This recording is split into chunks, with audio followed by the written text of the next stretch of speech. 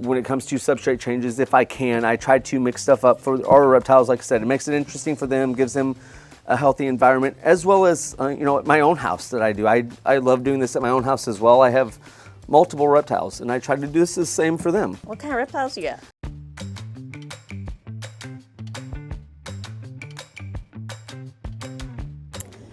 What is going on with this tank today?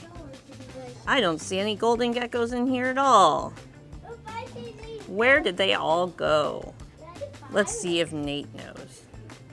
All right, Nate, what you got there? What is all that? So what I have is I did a substrate change earlier on a Golden Gecko tank. Actually in the process of that. This is our Pothos, or Pothos as other people call it as well.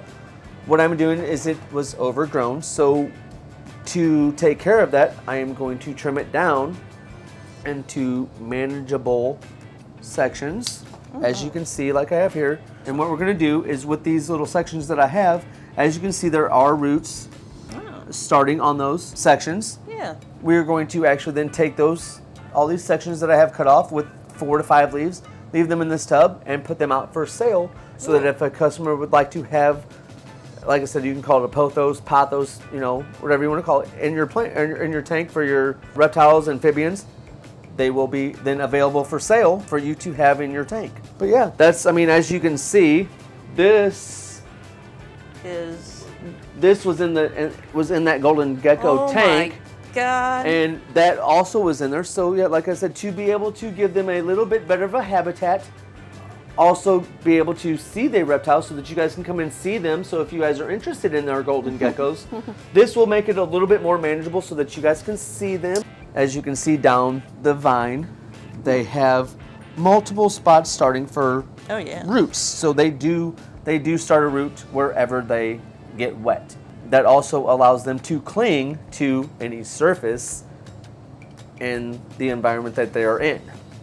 So to show you something that we're going to do is we're going to take this right here. We got, let's see, 1, 2, 3.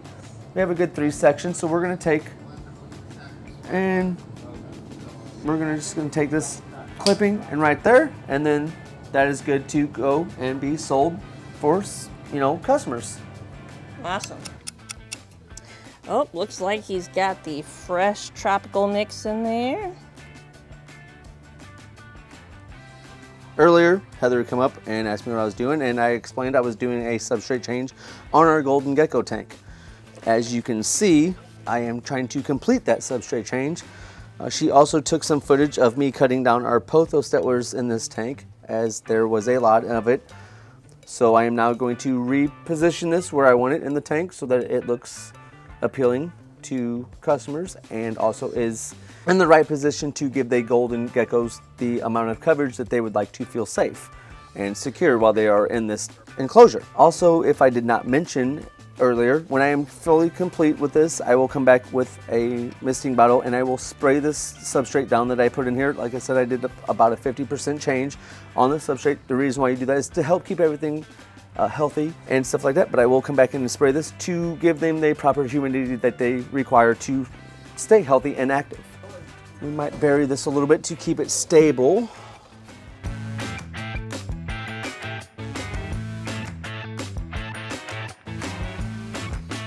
And just use, and when you guys are putting back in, it doesn't have to go the way that you guys originally have it or had it. Just use your imagination when you guys are putting tanks back together. I heard you have some eggs. Oh yes, I actually do have some eggs. So also, if you guys do find eggs in your Golden Gecko enclosure, what you want to do is, if you see them when you pull them out, try to keep them the way that you pulled them out. You don't want to cause any damage to the embryo that's inside. It just doesn't cause any damage. So try to make sure that when you pull it out, you pull it out the same way and put it back in the same way that it was. So with these, this piece of cork bark was sitting like this, so that's where we're going to put it back in. Like I said, it doesn't have to be in the same position, same spot in the tank. Just use your imagination when you guys put it back in there. Plus, giving the tank a fresh look, different style, adds more enrichment and everything to the tank, and lets your gecko or whatever you have in the tank, explore new opportunities. Let them do that. That's really healthy for your reptile to do stuff like that. So, yeah, feel free to mix stuff up. Makes life interesting. It does. I try to do that, any chance that I get here at Tye-Dyed Iguana when it comes to substrate changes, if I can, I try to mix stuff up for our reptiles. Like I said, it makes it interesting for them, gives them a healthy environment, as well as, at my own house that I do. I love doing this at my own house as well. I have multiple reptiles, and I try to do this the same for them. What kind of reptiles you got? So I have ball pythons, I have veiled chameleon, I have some bearded dragons, leopard geckos, crested geckos. I have done my crested gecko tank numerous times just to give them, like I said, something that I was happy with, but something that they could be happy with as well, as far as like hiding spots and just more enrichment for as far as the branches and stuff, so that, being an arboreal species, to keep them up high and just let them run the full, length of the cage. So yeah, I've always tried to do that, and I take passion in that work. It's something I enjoy doing. So the sky's the limit when you're doing stuff like this. Don't get stuck in a rut, guys. As you can see, take these pothos plants, when you spray these guys and they get wet, they're going to put roots all across here. So take these plants, if they start growing out and you don't want them sticking to the side of the tank, be gentle, pull them down. If you want to, put them down in the substrate like this. Bury them down there in there. When you do a substrate change, once you start watering that substrate again and it'll get moist, everything will pop back up, flourish, and be great to go. And even if you get something like this and you don't feel like you want to cut it off, don't do it. Just take it, bunch it up like this if you feel like you're comfortable bunching it up, put it behind something, work it down inside of the substrate, cover it back up.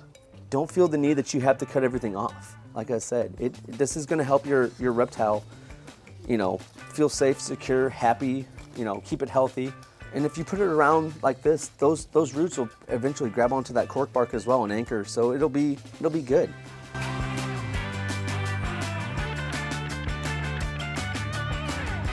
And it helps too if you guys step back from a minute, look at the cage, visualize what you want for that reptile that's going to be in there to, say, hey, what are they going to enjoy? What's going to be also visually appealing to you.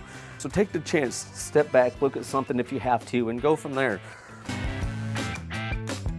As you can see, like I said, guys, it's not going to go back in the same way that it came out. So you have to be creative and have to get used, again, with what you guys have.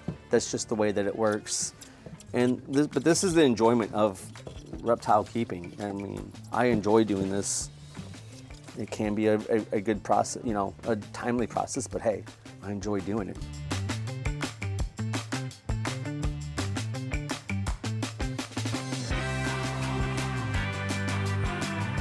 Also, make sure that when you do that stuff, if you have human hides, your water dish, your, food dish, stuff like that, that you have for your reptile, you leave room for that as well, so.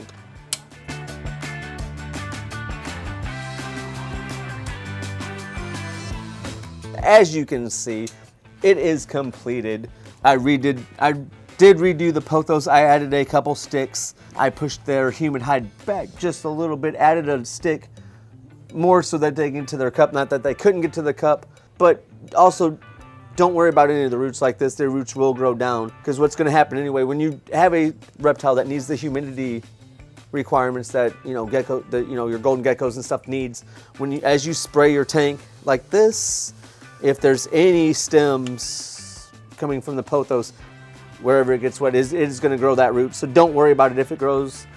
When you get in the tank to do some stuff like general maintenance, and if you don't have to do a full substrate change, just general maintenance, take it, you can tuck it out of the way, and it will anchor onto any wood.